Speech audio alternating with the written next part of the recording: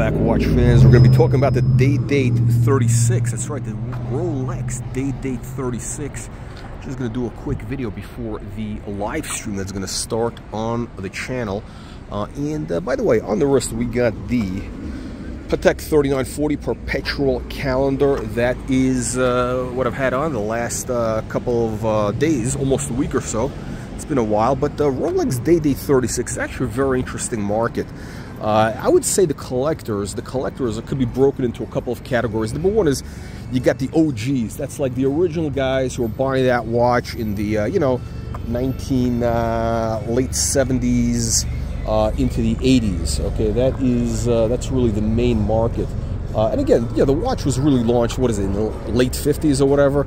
But the real buyers probably didn't come in until the 1970s, because the 1960s, people really weren't spending that type of money. People weren't. It was still, you still had that kind of greatest generation mentality. The Depression era babies. Yeah, they weren't consumer spenders. So you really needed a new generation to come in.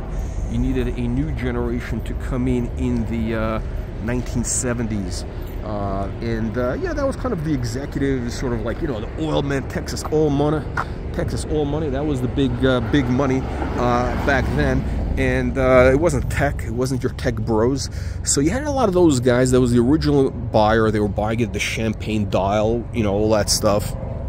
And then you had the European buyers. You had the Middle Eastern buyers. Again, the oil boom created a lot of money, and in the Middle East they wanted crazy dials. Then you had the Japanese who were starting to make money in the 1970s.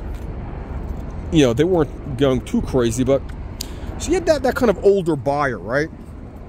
The original buyer. They were buying the watch because they thought it was just a beautiful watch, right? Whatever. They thought it was the watch, right? Now you have another category of collector, which is, because that watch, the Day Date, fell out of favor. It fell out of favor.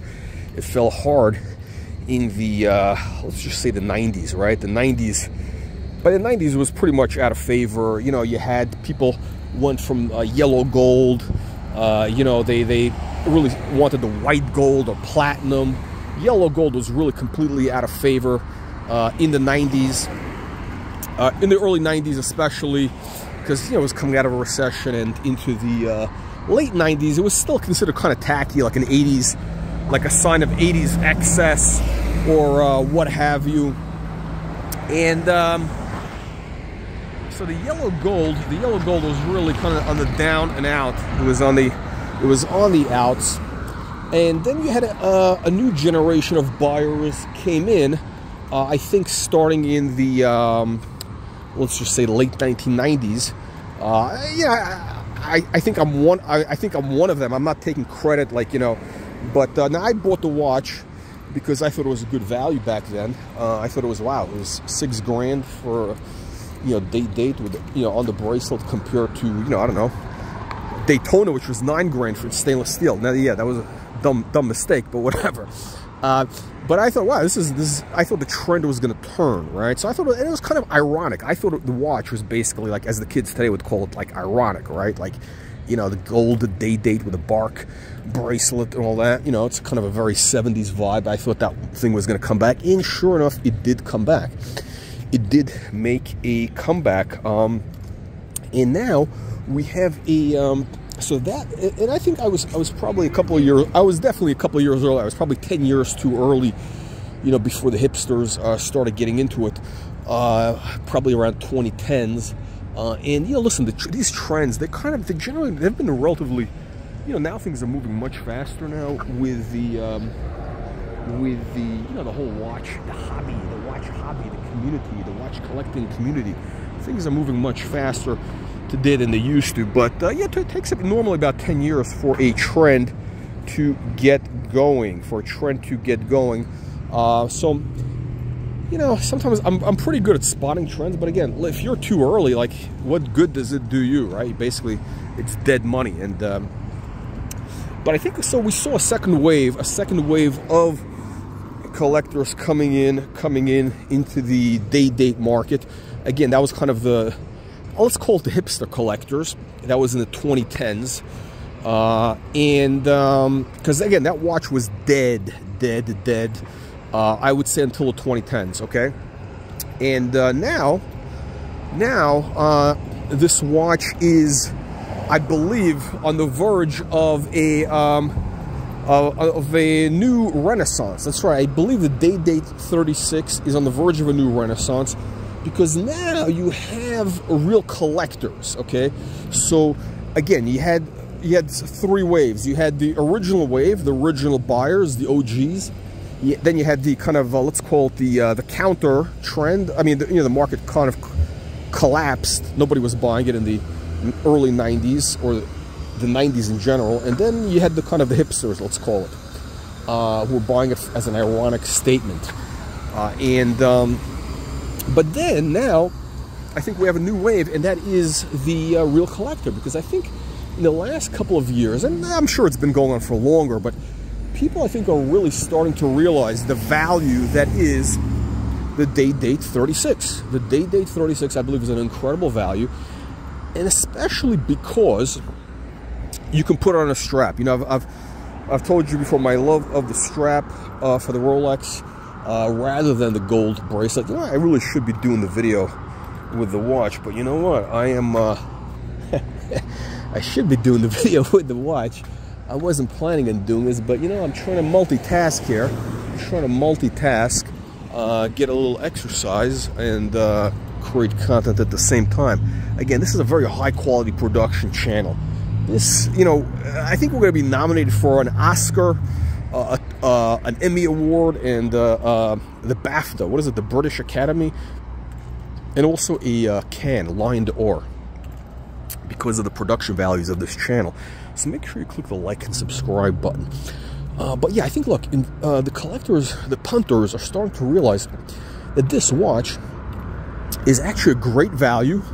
You know, you have great quality. It's very versatile. Like, look, I cannot wear this watch golfing. I can't. I'm not going to wear it golfing. And by the way, I'm not like very precious about these things, right? You know, I'm not precious about it. I'm walking here on the mean streets of Las Vegas, right? You know? But I'm not going to go swimming with this. However, a Day Date 36, you can do that. You can, you know, go golfing. If you have it on a rubber strap, which I'm actually going to be moving mine to a rubber strap, you can, you know, go swimming. You can wear it in hot weather. And of course, look, you can put it back on the bracelet, you know, if you want to do that look. But I think that watch is, it's becoming, I believe it's going to become increasingly collectible because of the strap factor. What is this word?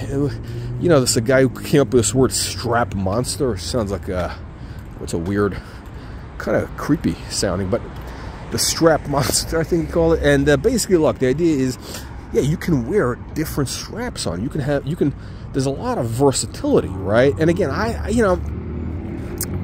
love, you know, I'll tell you something. I love commissioning a bespoke strap. I know it sounds a little bit pretentious, but listen, there's nothing more pleasurable than going to Paris, to you know, either Jean Rousseau or Camille Fournet.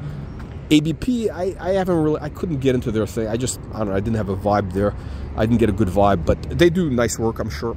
But yeah, these people do great work, and you can pick out like whatever you want. The problem is, listen, you know, I say it like I'm there every weekend. You know, I might go twice a year, so that's a problem. You know, if I lived in Europe, I'd be, you know, I'd have 20 straps already. But you know, it takes a couple months for them to make it. You know, it's a process. But yeah, there's amazing things you can do. You can have it on stingray, crocodile, different crazy colors, suede, whatever you literally like. It's amazing. Now here's the thing. That type of thing did not exist. It didn't really exist up until, you know, the last, I don't know, let's just say 10, 15 years or so. And again, look, these things move slowly. You know, let's call it men's fashion, what a taste, whatever, evolves at a glacial pace, right? It's not like women, you know, every 3 months, you know, fashions, trends, everything goes. You know, most guys, I mean, they're going to wear something for 100 years. I mean, I'm wearing this thing, right, for 20 plus years. And this is, by the way, here's an example. This jacket, I haven't been wearing this, but this is what is it? I keep forgetting the name of this. This is kind of, this was like a thing I think in the 70s. This brand, right? Whatever this brand is, right? This was a thing in the 70s or the 80s. Yeah, that was kind of like, I guess, fashionable, or whatever. It was cool, if you want to call it. It completely fell out of favor, and I think like the hipsters revived it in the late 90s and early 2000s, and it was like that 70s style was making a comeback in the early days of the 70s style, making a comeback. And I'm into the 70s style, and that's when I got this. And I haven't worn it that much, but look, I'm wearing this fucking thing 20 years, right? So it takes a while for things to, I don't even know, is this in fashion? I don't even know. I don't think there is fashion anymore. I don't think these things exist anymore. I think the world has evolved. But the point is, my friends, that things evolve slowly, and the strap, the ability to put on different straps is what I believe is going to drive the Rolex market. You're going to have that new generation of buyers coming in who are all about, having that flexibility, that kind of fashion thing. And I think the price of the day dates are going to go up. They're about 8 to 10 grand now for basic, head only. And I think you want to keep your eye on this, because that is going to be the next big thing, in my opinion. Okay, let me know what you punters think. Leave your vicious and nasty comments below. I'll see you in the next one.